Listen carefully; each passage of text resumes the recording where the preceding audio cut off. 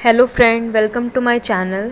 Video शुरू करने से पहले मैं आप सबसे एक रिक्वेस्ट करना चाहूँगी कि अगर आपने अभी तक मेरा चैनल सब्सक्राइब करके नहीं रखा है सो प्लीज़ मेरा चैनल सब्सक्राइब कर ले। आगे आने वाले सारे counselling procedure regarding AIIMS BSc honours nursing and AIIMS paramedical के सारे जानकारी आपको मेरे चैनल पे प्रोवाइड की जाएगी। एंड आपको कोई भी क्वेरी होगी तो आपके कमेंट सेक्शन में मैं सारे कमेंट्स के रिप्लाई करती हूँ। So please subscribe to my channel, press the bell icon. So video start करते हैं। ये जो वीडियो मैं बना रही हूँ वो इसलिए बना रही हूँ क्योंकि मैं आपको बता दूँ कि एम्स पैरामेडिकल की काउंसलिंग स्टार्ट हो चुकी है।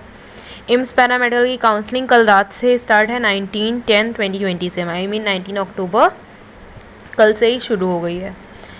और मैं आपको बता दूं कि आप इस बार जो भी चॉइस करना आप अपने दिमाग से एकदम सोच समझ के चॉइस करना, क्योंकि लास्ट ईयर के अकॉर्डिंग इस ईयर एम्स आपको दोबारा चॉइस करने का ऑप्शन नहीं दे रहा है।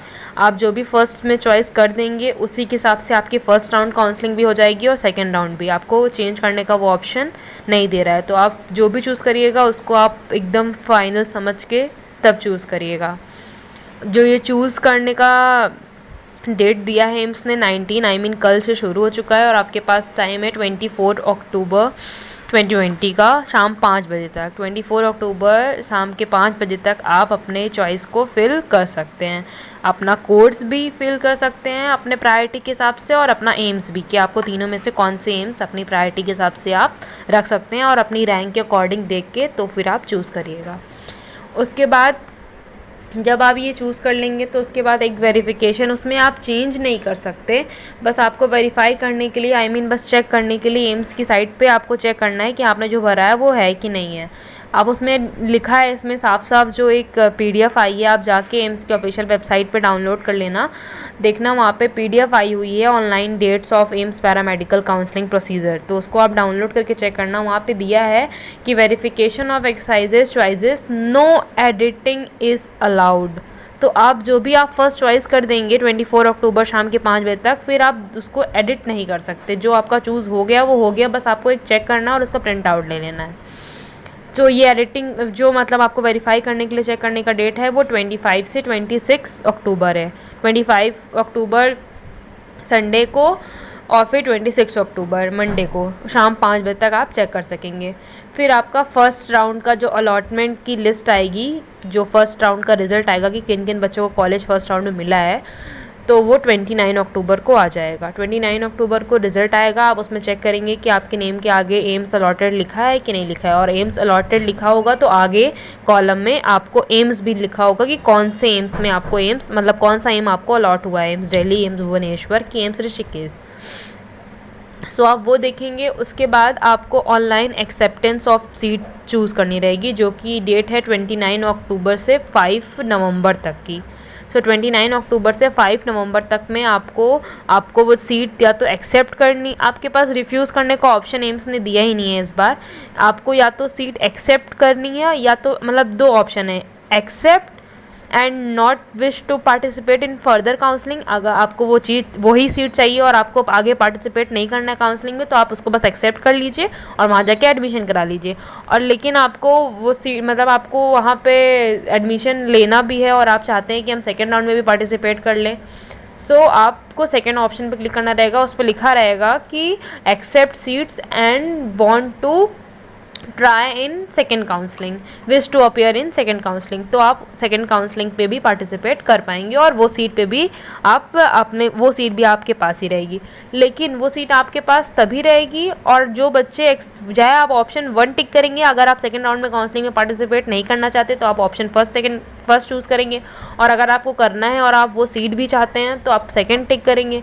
ये आप जो भी टिक करेंगे, लेकिन आपको जो ये डेट दी है 29 अक्टूबर 2020 से 5 नवंबर 2020 तक, आपको जो भी एम्स अलॉट होगा आपको वहाँ जाके अपने एडमिशन कराने हैं इन्हीं डेट के बीच में। आपको 29 को बता दिया गया है कि आपको एम्स अलॉट हुआ है कि नहीं हुआ है, और जो भी एम्स अलॉट हुआ है आपको वहाँ पे विदिन 5 डेज 29 अक्टूबर से 5 नवंबर तक के बीच में आपको वहाँ पहुँच के अपने सारे डॉक्यूमेंट्स वेरीफाई करने हैं और आपको एडमिशन वहाँ लेना ही पड़ेगा। भले आप सेकेंड राउंड में पार्टिसिपेट करना चाहते हैं काउंसलिंग में, लेकिन फिर भी आपको उस एम्स में जाके एडमिशन कराना पड़ेगा। और अगर आपके डॉक्यूमेंट्स नहीं है कंप्लीट तो आपको 1 लाख की DD वहाँ जमा करनी पड़ेगी। ये बात हो गई फर्स्ट राउंड काउंसलिंग की।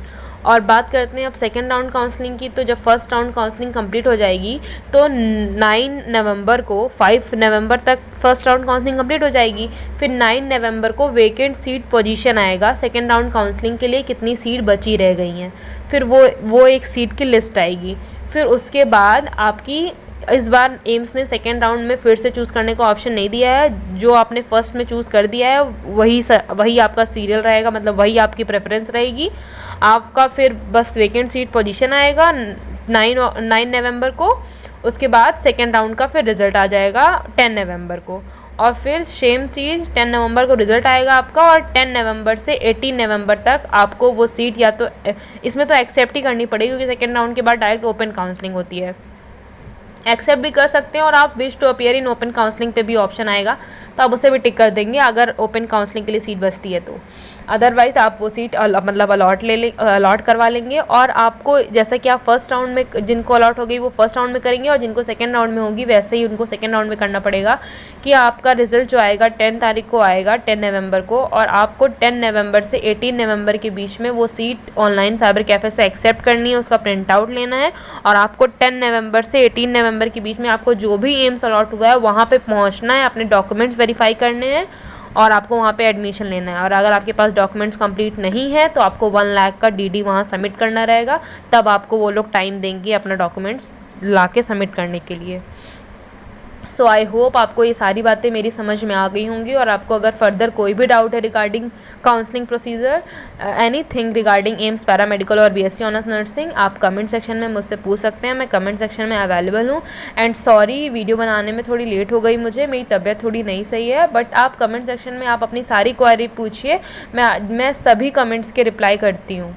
सो thanks for watching and do subscribe to my channel. मैं आपको सारे वीडियोस बना के आपके सारे डॉक्यूमेंट्स से रिलेटेड आपको जितनी भी प्रॉब्लम है मैं सब कुछ सॉल्व करूँगी। And please subscribe to my channel. Thank you.